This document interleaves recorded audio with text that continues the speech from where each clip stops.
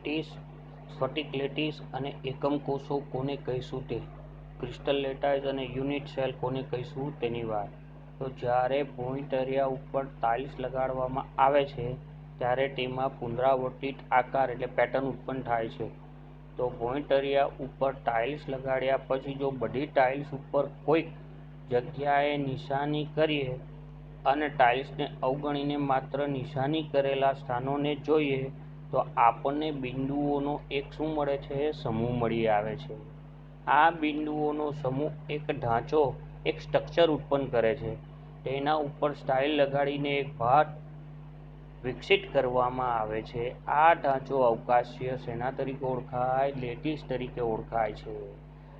તો જેના ઉપર બંધારણીય એકમોને અને તેમના બિંદુઓના સેટ ઉપર મૂકીને દ્વિપરિમાણીય ભાત વિકસાવવામાં આવે તેને શેના તરીકે ઓળખાય? અવકાશ લેટીસ તરીકે ઓળખી શકાય છે.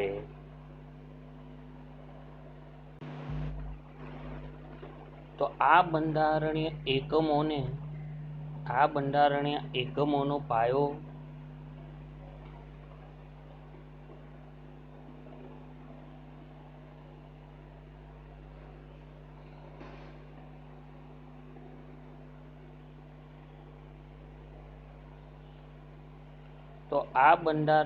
એકમોના પાયાને એ અને મોટિફ એ કહેવામાં આવે છે. હવે આપણે આકૃતિમાં જોઈએ છે તો આકૃતિમાં આ જે બધા બિંદુઓ આપેલા છે એ બિંદુઓને શેના તરીકે ઓળખાય? લેટીસ બિંદુ તરીકે ઓળખાય છે. એટલે આપેલું છે કે જ્યારે અવકાશ લેટીસમાં બિંદુ ઉપર આવા મોટિફ મૂકવામાં આવે છે ત્યારે એક ભાત ઉત્પન્ન કરે છે. તો આપેલા છે લેટીસ બિંદુ, અને લેટીસ બિંદુ કોને કહેવાય? અને આને કહેવાય મોટિફ તરીકે ઓળખાય. એટલે બિંદુ ઉપર જ્યારે મોટિફ મૂકવામાં આવે ત્યારે અલગ અલગ પ્રકારની ભાતો મળે છે. તો સ્ફટિક રચનામાં મોટિફ તરીકે અણુ હોય, પરમાણુ હોય, આયન હોય, જેને આપણે ઘટક કણો તરીકે લખાય. તો અવકાશીય લેટીસને સ્ફટિક લેટીસ તરીકે પણ ઓળખાય. અને આવા મોટિફના સ્થાનો હોય એ સ્થાનોની જગ્યા ઉપર શું હોય? બિંદુઓ. તો જ્યારે અવકાશીય લેટીસ બિંદુઓ પર મોટિફને એક સમાન રીતે મૂકવામાં આવે ત્યારે એ શું બનાવે છે? આવી આકૃતિઓ બનાવે છે.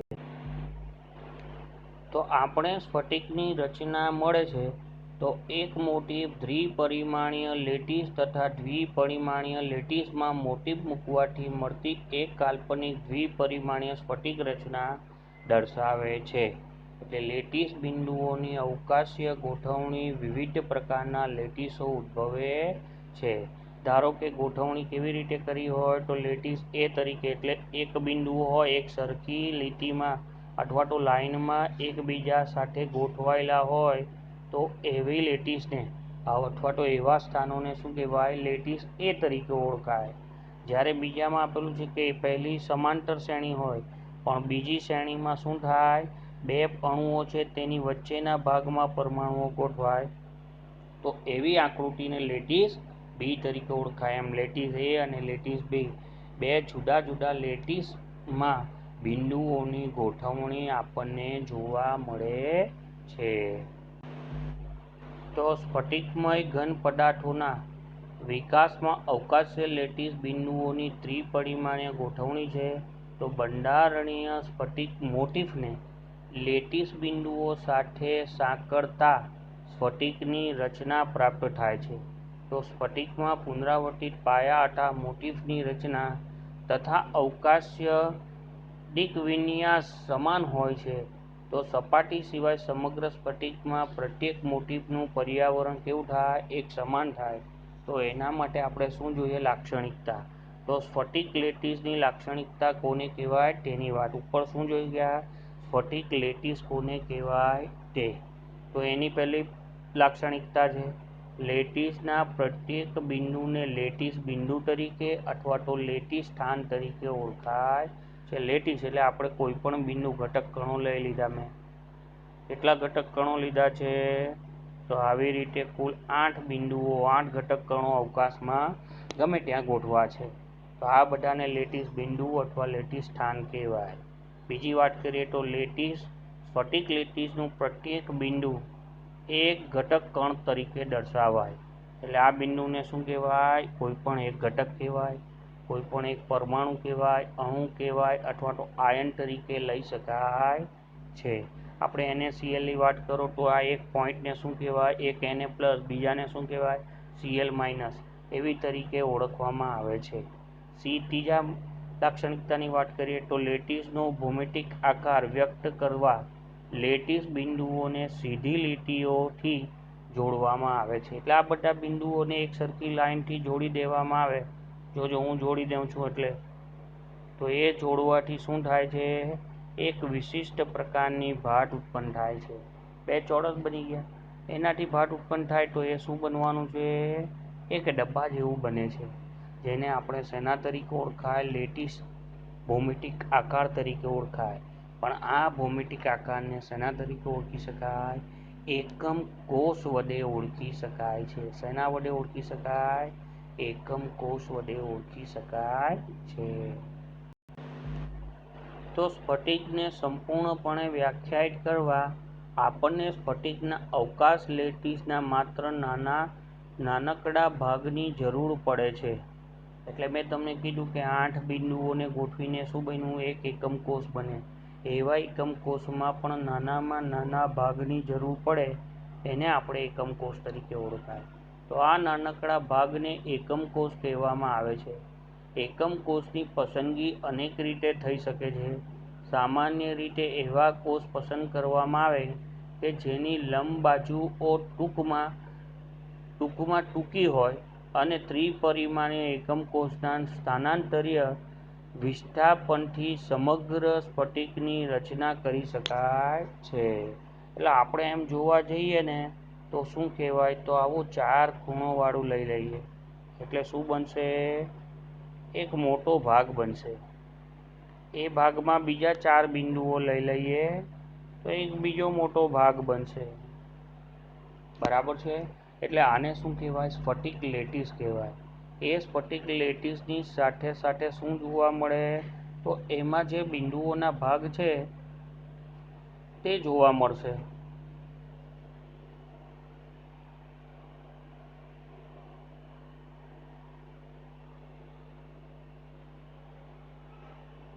બરાબર. કેવી રીતે જોવા મળે? તો એને શું કરવામાં આવે?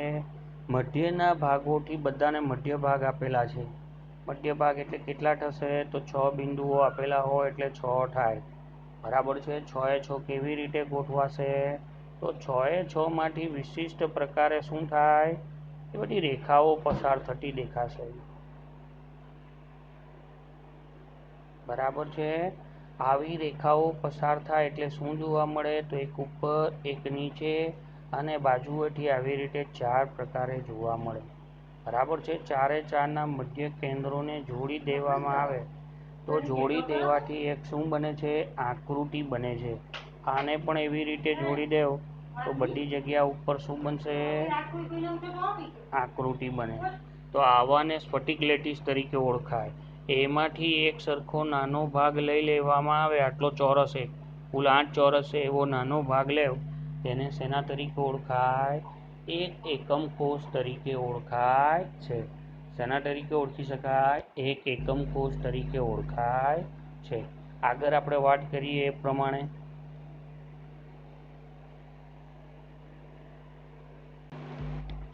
આવો નાનો ભાગ શું બની ગયો? એકમ કોષ. એક નાનો લઈએ તેમાં તો આપણે આપેલ છે એક ત્રિપરિમાણીય લેટિસના એકમ કોષની હેરફેરથી સમગ્ર સ્ફટિકની રચના થતી દર્શાવે છે. તો એક એકમ કોષના આકાર ઉપર પણ એવા હોય છે કે જેથી તેઓની વચ્ચે જગ્યા છોડ્યા સિવાય આખો લેટિસ ભરી દે છે. તો ત્રિપરિમાણમાં બાજુની લંબાઈ A અને B તથા બાજુઓ વચ્ચેનો ખૂણો ગેમા તરીકે દર્શાવાય છે. તો આમાં 6 પરિમાણ હોય છે. કેટલા પરિમાણ? 6 પરિમાણ, જેને આપણે 3 ખૂણાઓ તરીકે ઓળખીએ અને 3 બાજુઓ તરીકે ઓળખીએ. ધારો કે હું કહું છું કે બાજુઓ હોય તો કેટલી બાજુઓ આપેલી છે? તો A, B અને C એમ 3 બાજુઓ છે.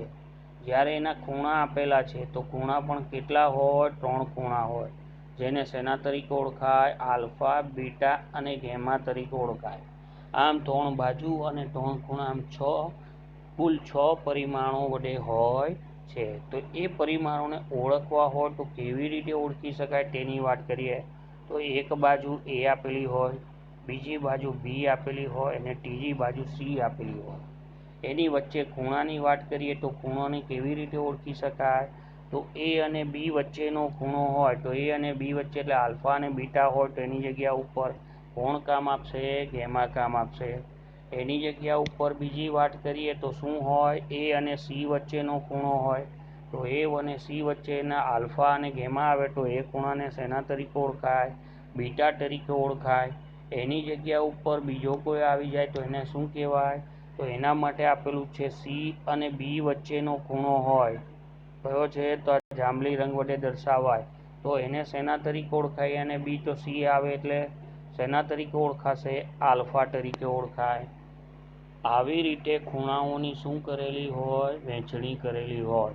6 પરિમાણો ગોઠવાયેલા હોય જેને શેના તરીકે ઓળખાય છે? એક એકમ કોષ તરીકે ઓળખી શકાય છે.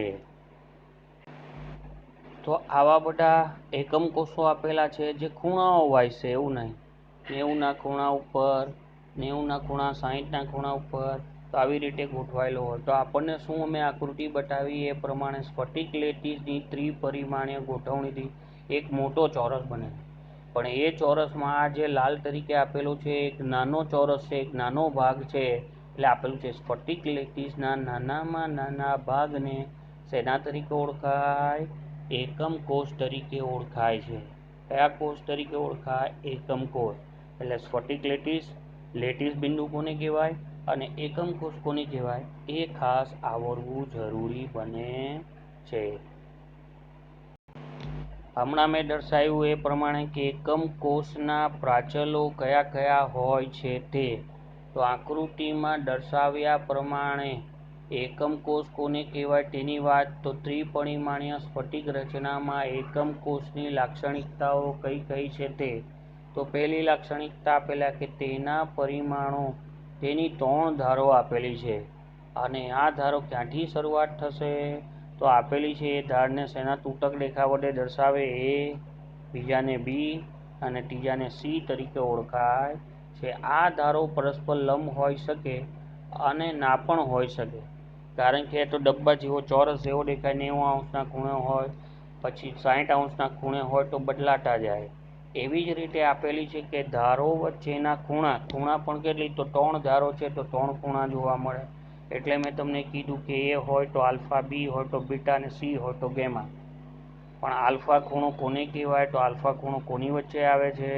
તો આલ્ફા ખૂણો કોની વચ્ચે? તો લખેલું છે B અને C, જેની સામે નહીં મળતું આવે એવો ખૂણો કહેવાય, તેને દર્શાવવામાં આવે છે. એ સિવાય બીજો ખૂણો દર્શાવવામાં આવે છે બીટા. કોને કહેવાય? તો બીટા ક્યાં આવે? તો બીટા A અને C વચ્ચે, એટલે A અને C વચ્ચેના ખૂણાને બીટા તરીકે ઓળખાય. એવી જ રીતે બીજો ખૂણો આવશે ચલો, જેને ગેમા ખૂણો તરીકે ઓળખાય. તો ગેમા ક્યાં આવશે? તો A અને B વચ્ચેની જગ્યા ઉપર. એટલે આલ્ફા કોને કહેવાય? બીટા કોને કહેવાય? અને ગેમા કોને કહેવાય? અને સાથે સાથે 3 ધારો કોને કહેવાય? આમ કુલ કેટલા પરિમાણો થાય? 6 પરિમાણોથી એક એકમ કોષની રચના થાય છે. ચાલો તો હવે નવા ટોપિકની વાત કરીએ કે આપણે એકમ કોષ સ્ફટિક લેટીસ જોઈ ગયા, પણ આપેલું છે કે એકમ કોષના પ્રકારો કયા કયા હોય છે. તો આદિમ અને કેન્દ્રિત એકમ કોષો કોને કહેવાય તે. એટલે એકમ કોષોનું વર્ગીકરણ છે કેટલા ભાગોમાં? 2 ભાગમાં. આદિમ એકમ કોષ અને કેન્દ્રિત એકમ કોષ તરીકે ઓળખાય. તો એકમ કોષોને વિસ્તૃત રીતે 2 પ્રકારોમાં વિભાજિત કરી શકાય છે. એકને આદિમ કોષ અને બીજાને શેના તરીકે ઓળખાય? કેન્દ્રિત એકમ કોષો વડે ઓળખાય. આદિમ એકમ કોષ કોને કહેવાય? તો હમણાં આપણે જોઈ ગયા કે શું આપેલું હોય? 4 ખૂણાઓ વડે જે બનતો હોય એને ચોરસ કહેવાય. બીજા 4 ખૂણા વડે બને એને પણ ચોરસ કહેવાય. પણ એને બધા ખૂણાઓથી જોડી દેવામાં આવે તો કેટલા ખૂણાઓ થશે? તો 8 ખૂણાઓ થાય.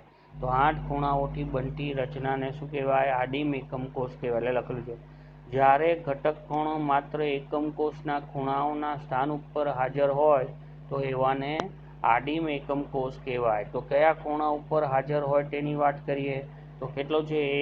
1 2 3 4 5 6 7 અને 8 એમ કેટલા ખૂણાઓ થયા? 8.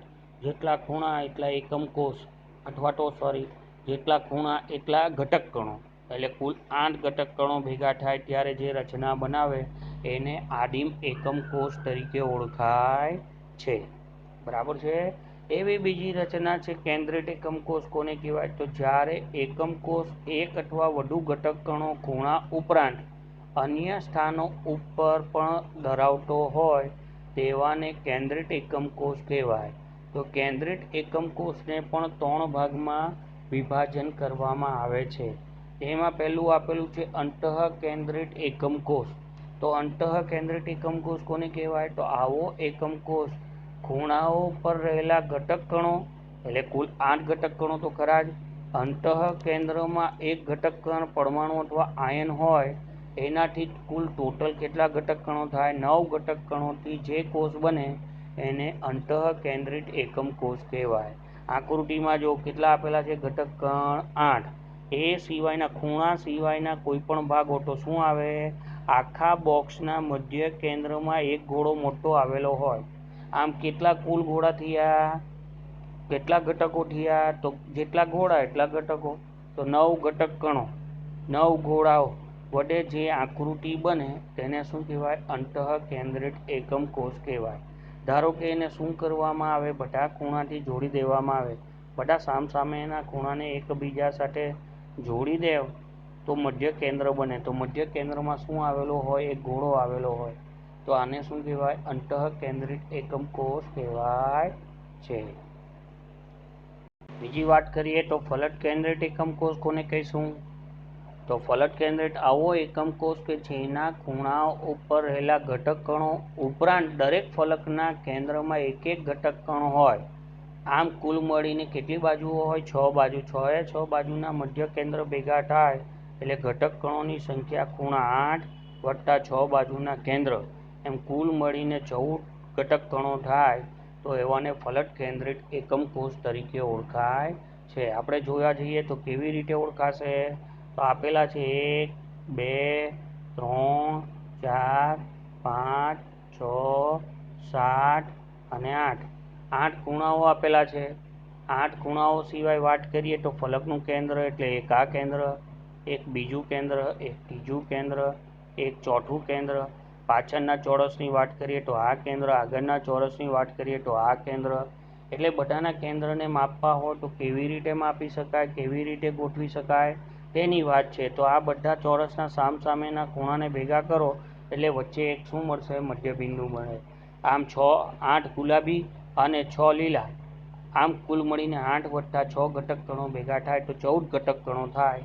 તો એવાથી જે આકૃતિ બને એને ફલક કેન્દ્રિત એકમ કોષ તરીકે ઓળખાય છે. બરાબર છે. એના સિવાય બીજી વાત કરીએ તો આપણે શું કહ્યું?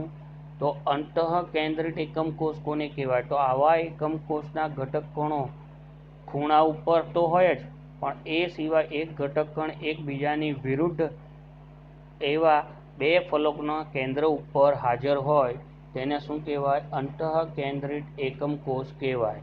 હવે એ આપણે જોવું હોય તો કેવી રીતે જોવાય? તો આપણે અંતઃકેન્દ્રિત એકમ કોષની વાત કરીએ તો શું કરશું? તો અંતઃકેન્દ્રિત એકમ કોષ એટલે એને બતાવવું હોય તો આવી રીતે આપણે બતાવી શકીએ. આવી રીતે બતાવ્યા પછી એના આપણે ઘટક કણોની વાત કરીએ તો કેટલા હોય? તો 8 ખૂણાની વાત કરીએ એટલે 8 ઘટક કણો તો 8 ખૂણા ઉપર જોવા મળે. પણ એ સિવાયના ઘટક કણો ક્યાં ક્યાં હાજર હોય? તો એના માટે આપેલું છે કે સામસામેની કોઈ પણ ખૂણાની બાજુ લઈ લો. ધારો કે આ લઈ લઈએ એટલે આટલે ભેગા કરો એટલે આ આટલે એક ઘટક કણ થાય. એની સામેની બાજુ લે એટલે આટલે ઘટક કણો ભેગા થાય. આમ કુલ 8 ખૂણાઓ અને સામસામેની બાજુના મધ્ય કેન્દ્રો એટલે 8 વત્તા 2 તો કુલ કેટલા ઘટક કણો છે? 10. 10 ઘટક કણો ભેગા થાય તો કોની રચના થાય? અંતકેન્દ્રિત એકમ કોષની રચના થાય છે. આમ આપણે એકમ કોષનું વર્ગીકરણ કેટલા ભાગોમાં? 2 ભાગોમાં. એક છે આદિમ એકમ કોષ, બીજું છે કેન્દ્રિત એકમ કોષ. આદિમ એકમકોષ તો એક જ છે, પણ કેન્દ્રિત એકમકોષને 3 ભાગોમાં વર્ગીકરણ કરેલ છે. અંતઃકેન્દ્રિત એકમકોષ, ફલક કેન્દ્રિત એકમકોષ અને અંતકેન્દ્રિત એકમકોષ કોને કહીએ તેમાં, એમ 4 ભાગોમાં એનું વર્ગીકરણ થયેલું હોય છે. બરાબર છે.